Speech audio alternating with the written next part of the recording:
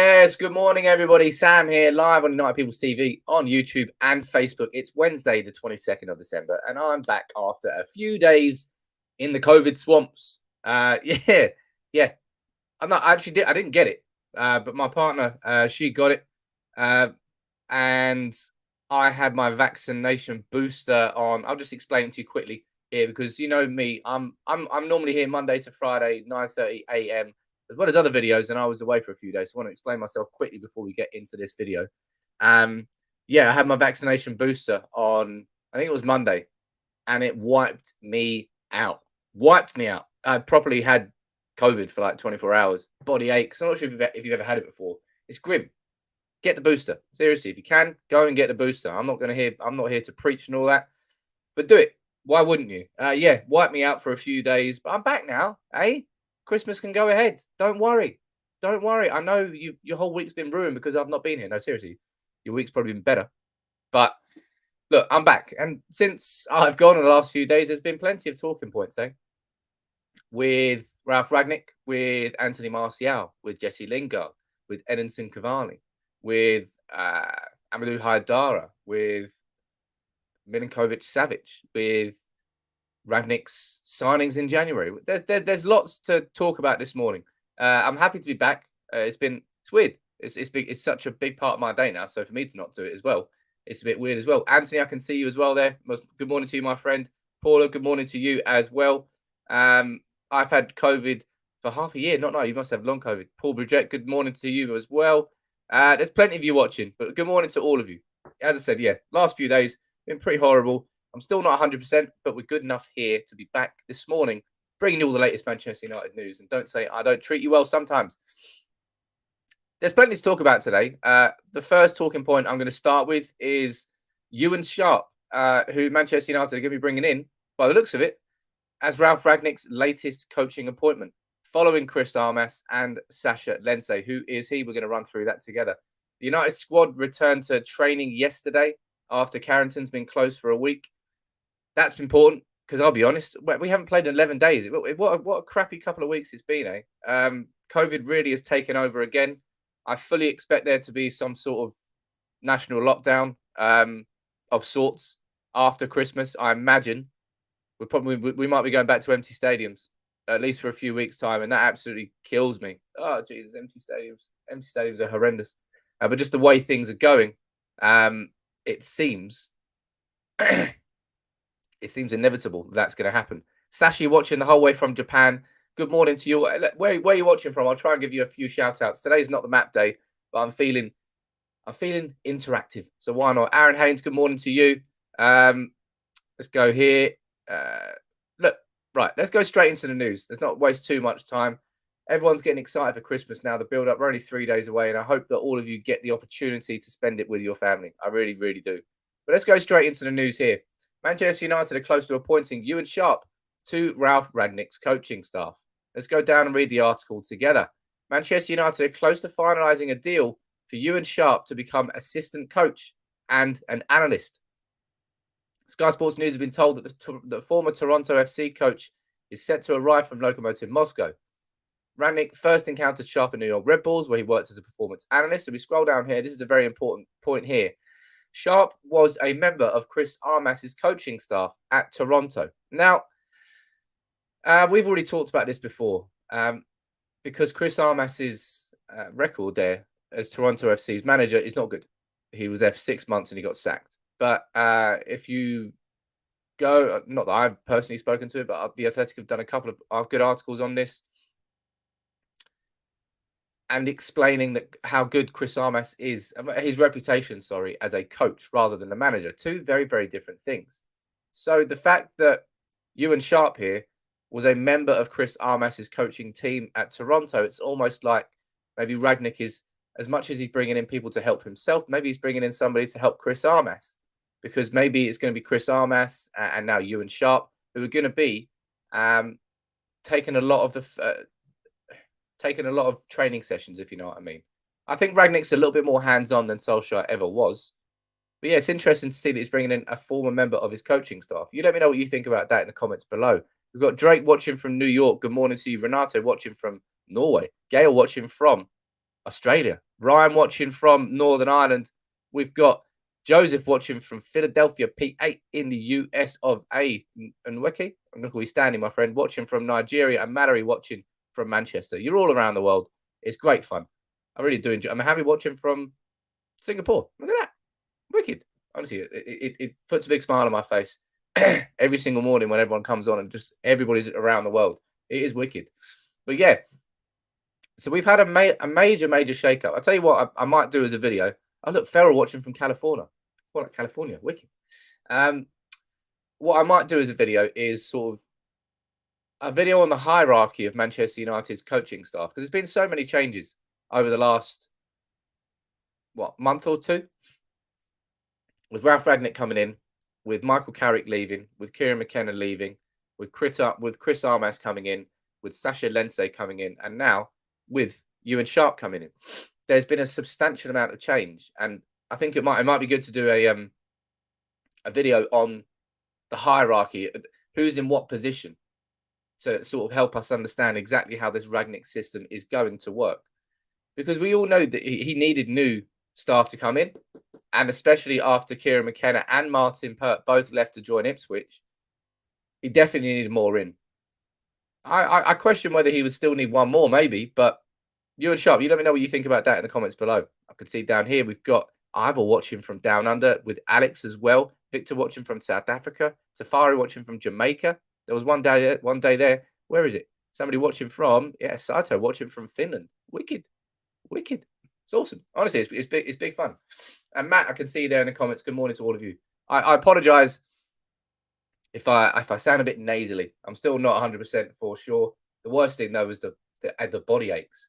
Mad, really mad. As I said, my COVID test actually came back negative, but I had the booster jab on Monday, so I'm triple vaxxed now. Jeez, how many more injections do I need? Jesus Christ. And it happened to a few of my friends actually. They got like a 24-hour hit of it, and I was wiped out. I was wiped out on Tuesday. But hopefully we'll pass the worst of it. And we've got Martin watching from, of course, Barnsley. Can't forget Barnsley. But yeah, Ewan Sharp, Chris Armas, and Sasha Lense, the three people that Rangnick's brought in to bolster his own staff. But at the same time, Carrick's left, McKenna's left, and Pert's left. So that's kind of 3 in, 3 out. I still think that we could get one more, but let's see what goes on. But look, it's been 11 days. 11 days since that game against Norwich, and it wasn't exactly the best game in the world, was it? I mean, we got 3 points, yes, but it was not the best game in the world. And we've had Brentford postponed since. Can't remember who we were playing. That's also been postponed. Who was the last game? Can't remember. Don't care. But anyway, by the looks of things, our game on the 27th against Newcastle is going ahead. The Premier League has voted against doing a circuit breaker, if you want to call it that. A position where you would cancel one round of games in the intention of helping with COVID, but I don't know. They're not doing that. So we can talk about the football that's coming back. And as I said, this is going to be there's plenty to talk about in this live stream. I can see all your comments coming in here. I'm going to be speaking about Anthony Martial. I'm going to be speaking about Sevilla. I'm going to be speaking about maybe him going out on loan, getting your opinions on that. I'm going to be speaking about Edinson Cavani as well. I'm going to be speaking about Jesse Lingard as well, because I think something that's crucial to understand here is that all of us want us to sign a central midfielder. But I don't think we will unless we get rid of players. Our squad is so bloated. It has been bloated for a long time, but it's massively bloated. And if Rangnick wants to bring new players in, I think he needs to get players out. So we'll speak about that. But let me go down here. Or I can see in the comments here, good morning to you. Drake Josh asking for my comments on Julian Alvarez. I'm going to be speaking about Julian Alvarez as well. Don't worry about that. Let me go down here and see what a few of your comments. Why can't United boost 70% of? I don't know what that means there. Jesse Marsch could be the missing piece to the coaching staff. I've spoken to Guido Schaefer, my favourite German, second favourite German behind Ralf Rangnick. Spoke to him about Jesse Marsch. He's like, he's on holiday with his family. He's not really in a rush to get back into anything. And I think Jesse Marsch, the fact that Rangnick's going to be leaving after 6 months, maybe he's not leaving, of course, he's going into a consultancy role. But I just don't think that he would. I don't know. It seems like a risk. It would seem like a risk anyway. Thoughts on our new CEO, says Ferrell. I'll be speaking about that as well. Don't worry, that's coming later in the stream. There's too much transfer news to focus on that just yet. But look, yesterday the squad came back to training. Hallelujah. Carrington was closed for a week. This is a statement from Manchester United, what they said. Manchester United's players have started a return to training at Carrington on a staggered basis. The complex was closed for a week due to COVID, blah, blah, blah, blah, blah. Everyone's back. So we go over here. We can see Samuel Luckhurst from the Manchester Evening News saying that 19 players were back at training. And we can see a few photos here. That's Raphael Varane. Of course it is. We haven't seen him play for a long time. Jeez. Mata, Harry Maguire, everyone's favourite Harry Maguire. So the players are back inside the training ground. Hallelujah. That means that we've now got 5 days, including Christmas, of course, 5 days before that game against Newcastle. I don't know what to expect. I'll tell you what, it's been far from ideal, isn't it? Far from ideal when it comes to Ralf Rangnick and the early weeks of his management. What he needed to be able to do was just work with his squad. Just get a few training sessions under the belt. Of course, like that game against Crystal Palace blew us all away. It blew us all away, didn't it? In terms of how were we that much more organised after only one training session? Took us all by surprise. And then Norwich happened. And we were like, how did we go from that after one training session to that after a week? It didn't really make much sense. And of course, since then, we've had Brentford cancelled, had 2 games cancelled. I can't for the life of me remember what the second one is, but it doesn't really matter. So it's not been the best of starts, really, has it, for Ralf Rangnick? And I don't know what the preparation is going to be like going into this Newcastle game, but it's going to be split. It's going to be really, really split. It's going to be disjointed. It's going to be staggered. And it's got Christmas in between it as well. So I can't really expect Manchester United to go into this Newcastle game and play incredibly. I think it's going to be, these next couple of games are just going to be where Manchester United have to piece performances together. And that seems far more likely under Ralf Rangnick, I think, than it did under Solskjaer. I think we've got a little bit more capability of doing that. But yeah, I worry about it, I'll be honest. I don't know how we're going to play against Newcastle. I don't know how we're going to play against Burnley. Is it Wolves we've got to start the year? We're probably looking more towards January and that month of January where we've actually, hopefully we should have regular games, nothing stopping the games, Rangnick's training sessions every single week, building and improving and getting better. And of course, in January, there could be some ins and outs. And that's what we're going to speak about now. I know that's what a lot of you want to talk about, but I had to get all those ones out of the way because I haven't been here for a few days. So please, if you would consider dropping a like on the video and subscribing to United People's TV. And something I would say as well is thank you to everyone who replied on Twitter yesterday when I said the message about COVID. It was nice. It was nice. I appreciate that. DJG, how you doing down there, buddy? What are you saying? Could you do a video ranking the most reliable journalists? I could do that. It's not really my style to do something like that. But maybe I can just, instead of doing a video, I can just do it. Something written. Maybe I don't know. It's an idea. So, as I said, as always, a DJG, if you want to fire video ideas to me, please send me a DM on Twitter. My DMs are always open. United People's TV. Even if you just want to have a chat, I try to reply to everyone. I can't reply to everybody, but I try to. But my personal DMs are open. Sam Peoples _ and United People's TV DMs are always open as well. That's what I do. But look, fair play. The United Stand had an interview with Fabrizio Romano yesterday. And just for the ease of helping my conversation, because I've missed the last few days, I've missed quite a lot of the stories about Edinson Cavani and the fact, oh, is he leaving? No, he's not leaving. Is he going to Barcelona? Oh, he's not going to Barcelona. Yeah. I'm just going to use a few points that have been raised on the United Report Twitter page from that Fabrizio Romano interview that we can that can be, I don't know, points that we can discuss. And I'm starting here with Jesse Lingard. Newcastle have contacted Jesse Lingard, but he is not interested in a move in January and wants to fight for his place at Manchester United. Look, what's your opinion on this whole Lingard situation, man? It's odd. In my opinion, it's odd at this point. United ballsed up with Jesse Lingard in the summer. We priced him out of a move. What we should have done was sell him and recoup a good bit of money. I think we could have got between 15 and 20, maybe not 50, between 10 and 15, 20 million, some in the region there for Lingard, and we should have done that. We absolutely should have done that. Instead, Jesse Lingard stayed, and fair play to him. Whether that was, I think he came off the bench and scored against Newcastle, scored the winner against West Ham, scored a couple of decent goals, scored an absolutely abysmal back pass for the Young Boys game. But Jesse Lingard is still not being used. So what's the point? I understand that he would like to be part of this team that's got Sancho in, that's got Rashford in, that's got Ronaldo in, but it's pointless, man. United have to be ruthless at this point. We have to be cutthroat. Take the emotion out of it. Take the fact that Jesse Lingard, hell, if he wasn't an academy graduate, I think he would have been gone a long time ago. I think Jesse Lingard is a very decent player. I think he'll go on to be a very decent player at another club, but it will just not be at Manchester United. And I don't really know why he doesn't want to go to Newcastle. Maybe he doesn't want to be involved in a relegation scrap. Maybe it's as simple as that. But I think Lingard would be very good as a bigger fish in a small pond than to stay at Manchester United and play 1, 2, 3 appearances from the bench here or there. Let me go down here and see what you're... And if Lingard wants to get back into the England squad, he needs that regular playing time. And I know he's an ambitious guy.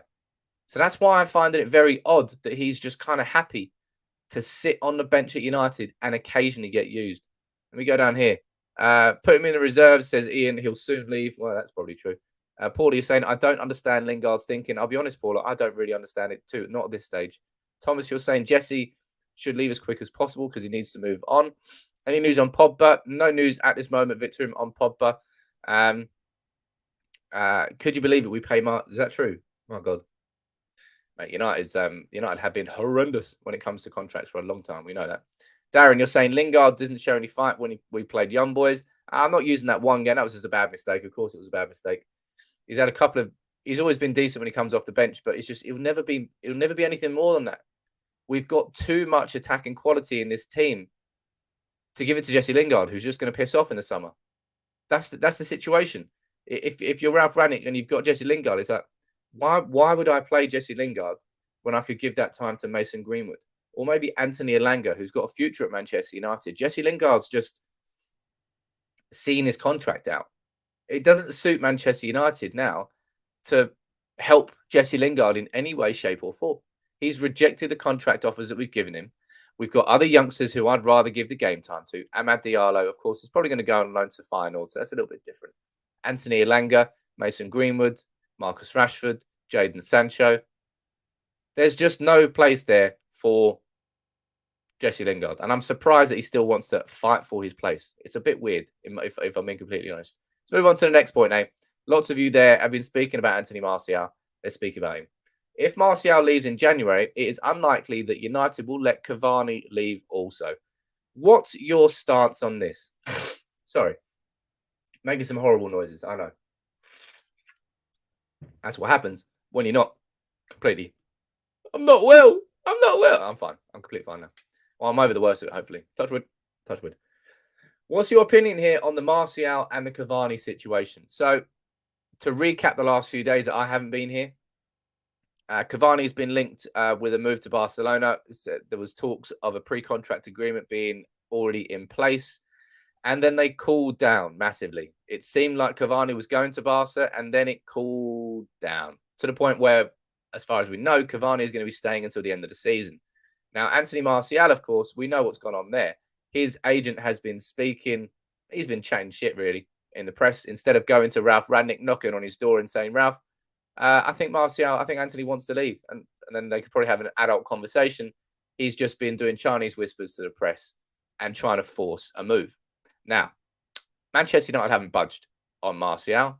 Manchester United haven't really budged on Edinson Cavani. I don't think there's any chance of that. I mean, Fabrizio Romano is obviously right there. There's absolutely no chance that United let both Martial and Cavani go in January, because if we did that, our attacking options would be Ronaldo, who can't play every game. We all know that. You can probably put Mason Greenwood there if you want to. I think he's better through the middle, but he plays out on the right a lot. You could put Marcus Rashford there if you wanted to. I don't really see him as a striker. Anthony Elanga, you could put him there if you wanted to. You could Edinson Cavani, you could put him there if you wanted to. but not if he leaves. Manchester United will be massively short if we let both Martial and Cavani leave. So what's your ideal situation when it comes to what happens with Martial and what happens with Cavani? I'll read a few of your opinions out. I'll give you mine here. My ideal situation is that Anthony Martial will be sold. Martial will be sold in January. Simple as that. 20 to 30 million. It's a fair price for who is a good player, 25 years ahead of him. No doubt he'll score plenty of goals and he'll be a good player elsewhere. I just don't think that's going to be at Manchester United anymore. The Martial ship has sailed, and that's my opinion on it. But I don't think we should be letting Cavani go in January either. He's going to be leaving in the summer. He signed that year extension. Keep him to it. Simple as that. Cavani might not be able to play too much. Injuries have blighted, really. Injuries have really balls him up at Manchester United. In his first season, he hardly played the first half of the season because of injuries. That's exactly what has happened this time. But I would like to see Martial leave in January and for United to reinvest that money in another area of the squad that we need to improve, whether that's Julian Alvarez, whether that is someone like Amadou Haidara. I would rather it be a central midfielder in the January transfer window. But yeah, I think we should absolutely. Man United, this is something that I feel very, very firmly with. United have to be better at selling players. We have to be. And Martial is the perfect example. We've got players here that we should be in the next couple of transfer windows, whether that's Phil Jones, whether that's Edinson Cavani, whether that's Jesse Lingard, whether that's Anthony Martial, whether that's maybe Nemanja Matic or Juan Mata. There's a lot of players on big wages at Manchester United who are side chicks, if you want to call it that. They're not first team players at United. And we have to trim the fat, man. We've got to trim the fat. And that, for me, is why Anthony Martial in January, selling him, his agent has openly said he wants to leave. Doesn't really give United too much negotiation power because it gives more power to, as I said, the players who are leaving. But Martial in January makes perfect sense. Now, I'm seeing reports linking him with a loan move to Sevilla. Loan with an obligation to buy, potentially. But I don't really know how a loan move helps Manchester United with Anthony Martial. I think I would rather see Martial sold in January. Let me go down here, though, and read a few of your comments out here on this whole Cavani and Martial situation. Edwina, you'll say my ideal situation is to keep Martial. He's got a longer contract. Also good for the player to fight for his position and learn from the best striking duo in the world.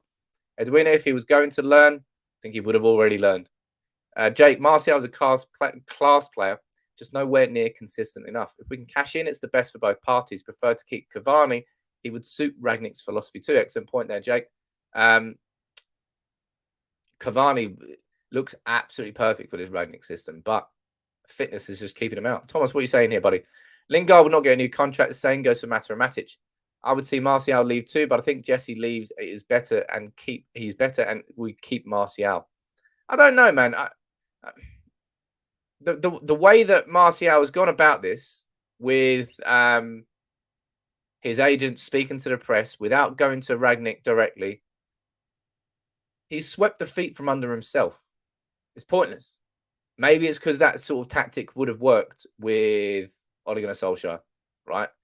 Maybe a less authoritarian position in terms of the manager.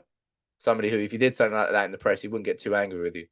But it has not worked with Ralf Rangnick. He said, I'm not responding to anything that's said in the press. If a player wants to leave, whether that's Paul Pogba, whether that's Anthony Martial, whether that's Jesse Lingard, Phil Jones, anybody, come and speak to me. You don't do it in the press. So I think Martial's really not done himself any favours. Well, let's be honest, it was probably his agent, but he would have done that with the blessing of Anthony Martial. I've just reached a point now, as I don't know, I can't be asked with it anymore. I can't be asked with Anthony Martial and his agent going to the press and trying to stir up shit. I can't be asked. Cool, just leave. You don't play for Manchester United? I don't care. Just leave then. We'll get someone else in.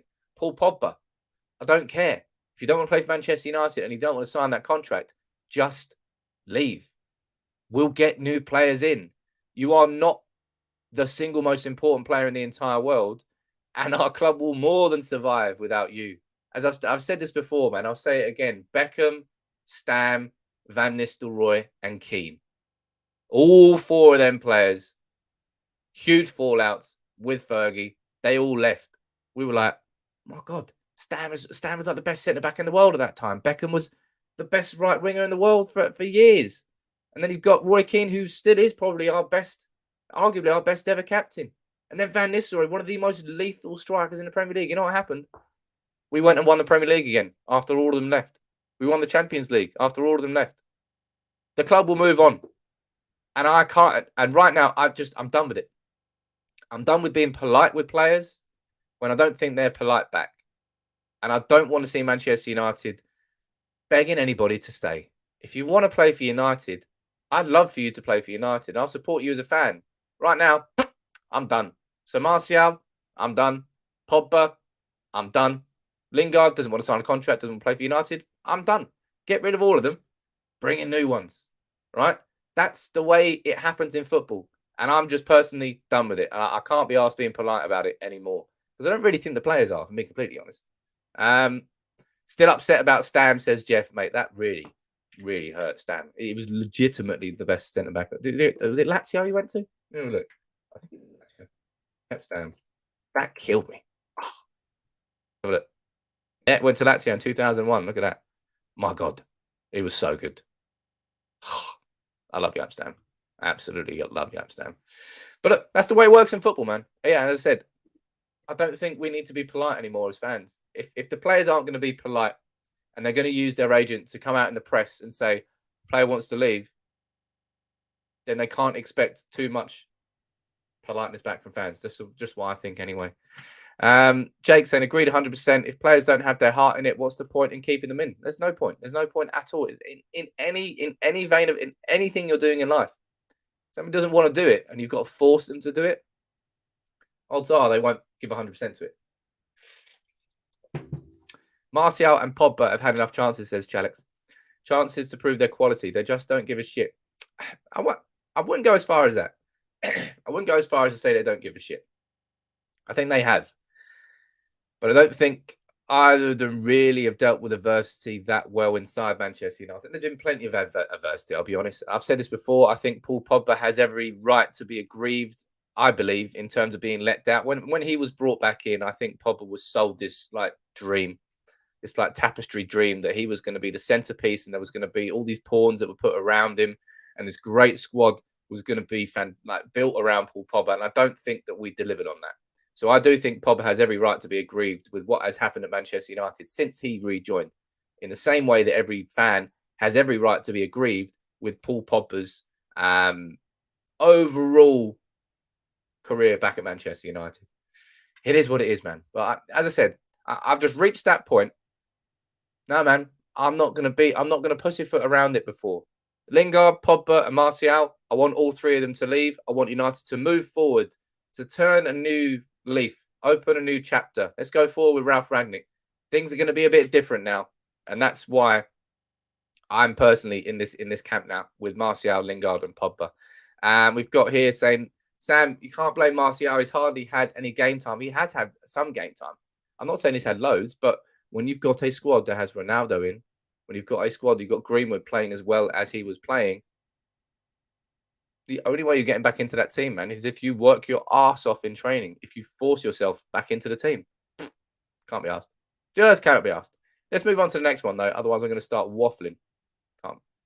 Manchester United are focusing on a defensive midfielder in the January transfer window, Fabrizio Romano said, and are considering options. Hell yeah. Now, I don't know, if I'm being completely honest, whether it's going to be a pure defensive midfielder that we're looking for. We've seen this for a long time. During the summer, last summer as well, under Ole Gunnar Solskjaer, whether it was Ruben Neves, whether it was Saul Niguez, I can't remember the other ones we were linked to. We were linked with tons of central midfielders rather than Tchouaméni. That was one as well. Camavinga, of course, who went to Real Madrid. Manchester United haven't really been linked with a proper defensive midfielder, someone like Wilfred Ndidi. It's more of like a box-to-box central midfielders. But we definitely need one in January. We all know that, right? So let's run through a few of the names that Fabrizio mentioned. Amadou Haidara is appreciated by Ralf Rangnick, but there are currently no negotiations. So at this moment in time, there's no United are not advancing for Amadou Haidara. And I think that's going to be the case really until it's not as if I think United have learned from their mistakes a little bit in the idea that I don't think if you rewind to United in transfer windows a couple of years ago, it was basically Manchester United didn't really do anything in the transfer window until we'd sold players first, because we wanted to make sure that we balanced the books. It was the wrong way to go about things, but it's what United did, and it left us late in the transfer window. Like that summer where we signed Cavani on fucking deadline day, even though the fact that it was a free transfer made no sense. But I don't think United now are going to be waiting until we either sell Lingard or loan Master. I don't think we'll do that. I think we can do both at the same time. But at this moment in time, you've got Amadou Haidara, who Manchester United are not currently speaking to anyway. Who else is on the list? At the moment, there is absolutely nothing between United and Sergej Milinkovic-Savic. Now, of course, Milinkovic-Savic, I think, does he still play for Lazio? I think he still plays for Lazio. We've been linked with him. He's one of those central midfielders that has been linked with United for a long, long time now. At this moment in time, there's nothing really going on there between United and him. We've got Boubacar Kamara. Man United are interested in Kamara, but nothing advanced at the moment. So basically, Fabrizio Romano's interview there said absolutely sweet FA, because there's nothing. He goes, Haidara, nah, right, there's nothing there. What about Kamara? Nah, there's nothing on Kamara. But Milinkovic knows nothing on Milinkovic-Savic either. So it was a bit of a weak interview, I suppose. But that's what happens at Fabrizio. Look, I love the guy. I think he's been fantastic, but he constantly is speaking now. You really used to listen to what he was saying, but he's speaking so much now that his comments are having less power than they used to. It is what it is. That's what happens when you're successful. But as it stands, United are not really advancing for a central midfielder. I think that will change. 22nd of December now. We've got 9 days until the January transfer window opens, and I can't wait for it. I'll be here every single day at 9:30 a.m. with all the latest news, and as the news breaks throughout the month, you know where to be. Come here to United People's TV, and I'd love to have you on board. So if you're new here, please consider dropping a like on the video and subscribing to United People's TV. Declan Rice, of course, is another one that we've been linked with, and I said this, I stood by this. I said I think United have got a chance of signing Declan Rice in the January transfer window if West Ham had a poor season. They haven't had a poor season. They're absolutely smashing it again. He's a central part of that. They're in European. They've got to the Europa League. He's not leaving there. I think he's done very, very well. And he's a player who has massively impressed me this season. Massively impressed me. For so long, I'd had question marks over whether he was a good player, whether he was worth the money. I still don't think he's worth 80, 90 million. I think everyone knows that. But he's certainly proved to me that he's a better player than I gave him credit for. And fair play. Fair play to him. Let's go down here. Victor asking about Haaland. We'll be speaking about Haaland next after we speak about this lad, Julian Alvarez. Manchester United have sent a scout to watch him, but there are currently no negotiations. Now, Julian Alvarez, he plays for River Plate, doesn't he? Julian Alvarez. Let's get his profile up. Why not? We can have a quick look.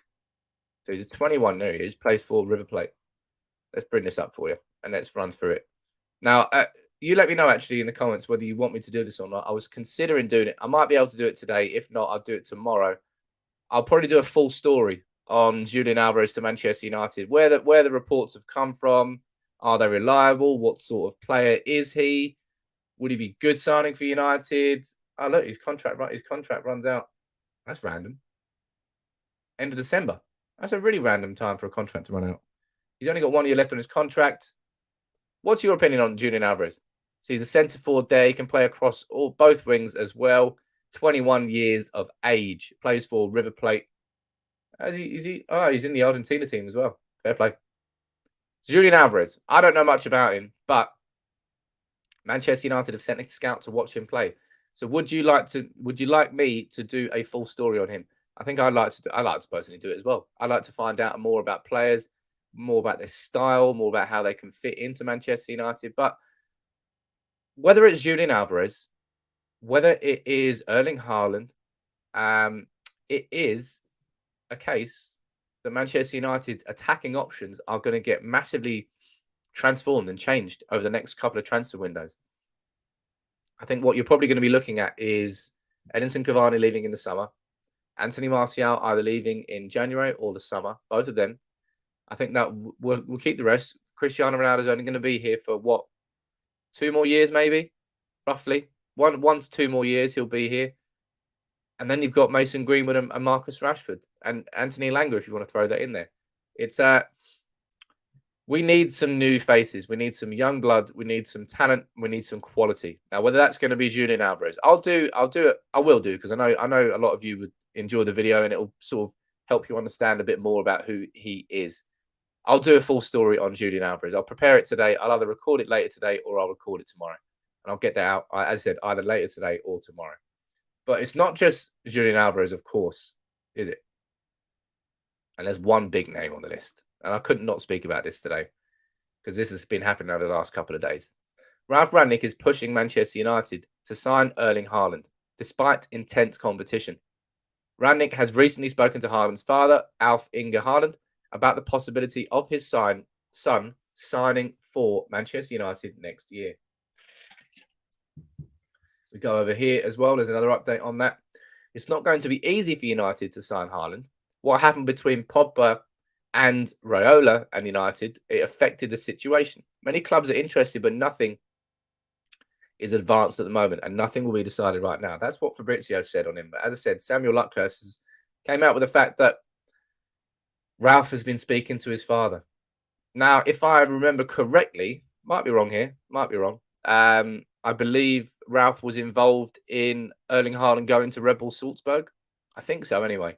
So we all knew, we all felt that Ole Gunnar Solskjaer's links with Erling Haaland, the fact that he was the manager who brought him through at Molde, who gave him the opportunity, we thought that was going to be the link. But maybe it's going to be Ralf and the link to Salzburg. I think we all know, right? What you let me know what your gut instinct is telling me. Who's going to sign Haaland? Let me know. Just what your gut is telling you, because every single club in the world is going to want to sign Erling Haaland. He really looks like he's going to have the sort of. Hopefully, he can stay injury free.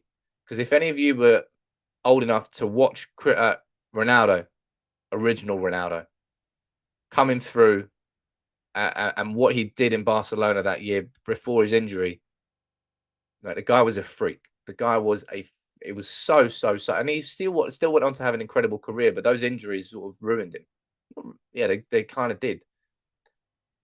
Erling Haaland looks like he can go and just better every record that Ronaldo had. And he's still probably the best striker I've ever seen. It's just the power that he had was unreal.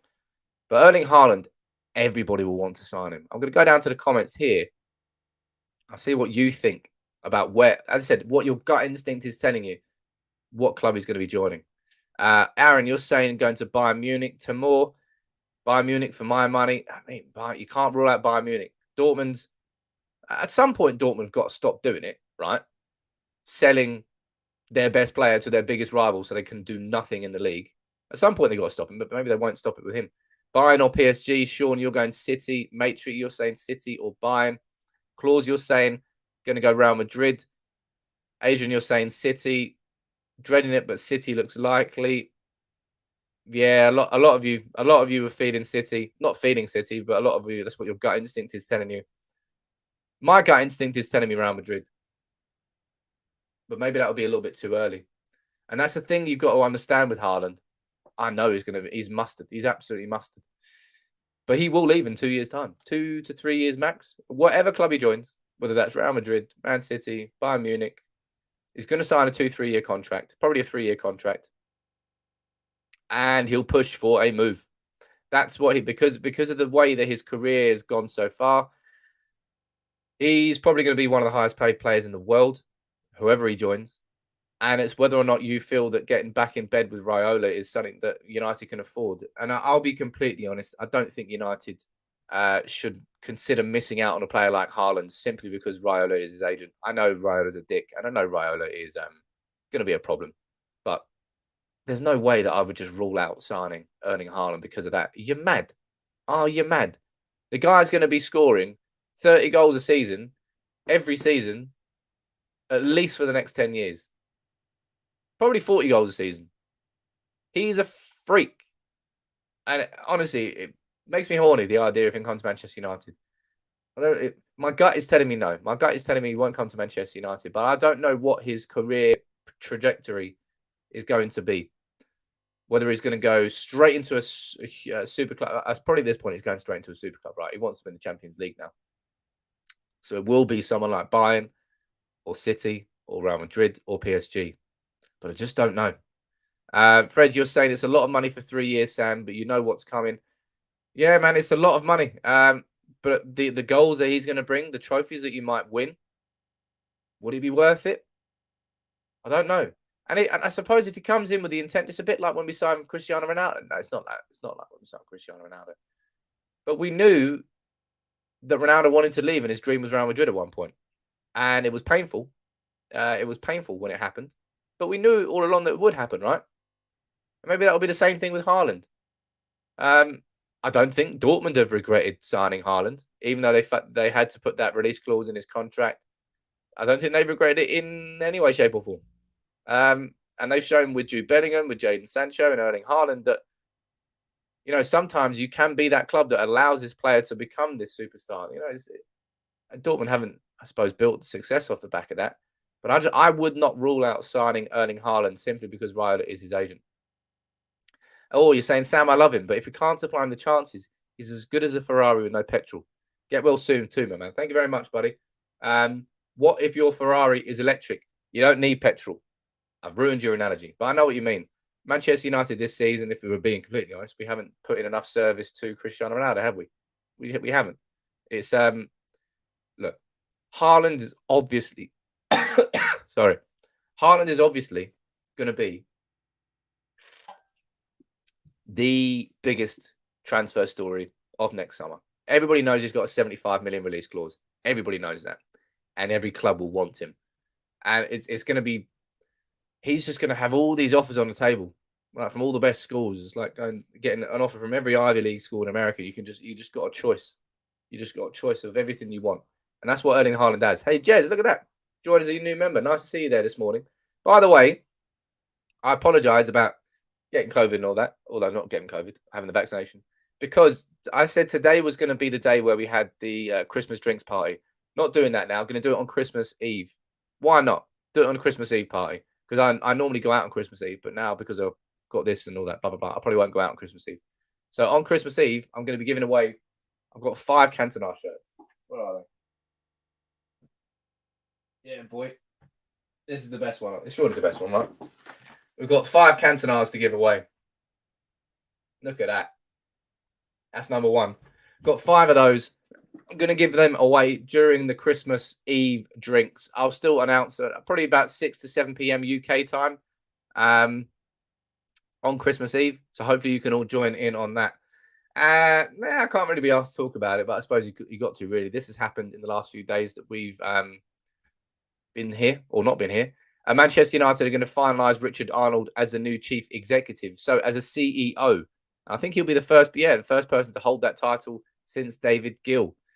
Now, that will it change much? I said, look, it's going to be like appointing Ed Woodward V2, but maybe I was being slightly unfair because Arnold has already sort of appreciated the fact that he needs to step away from the footballing decisions. So maybe he can be better. And I'm going to wait until that's all official before I actually properly speak on that. But look, I'm going to wrap this up now. Thank you very much for, as I said, thank you very much for the messages you sent me yesterday on Twitter. I really appreciate it. Hopefully I'll be back now to business. I'm going to do a full story on Julian Alvarez either today or tomorrow. Any other video ideas, you know what to do. Hit me up on Twitter at United Peoples TV or at Sam Peoples _ as well. Gungshi, my friend, how you doing here? Get well, Sam. Will be great if you can get Guido in. I'm definitely going to try and get Guido in for a Christmas Eve drink. He is as I said, my second favorite German behind Ralf Rangnick. But look, thank you very much, everyone, for all your comments, all your interactions today. There was a lot to cover and a lot to run through. Football hopefully should be back in 5 days. Christmas is in 3 days. So enjoy that time with your family. But I'll be back tomorrow morning at 9:30 a.m. I might be back later today or probably tomorrow with that Julian Alvarez video. But look, everyone, have a cracking day. Thank you very much for your patience, I suppose, over the last few days. Try not to get COVID. It's crap.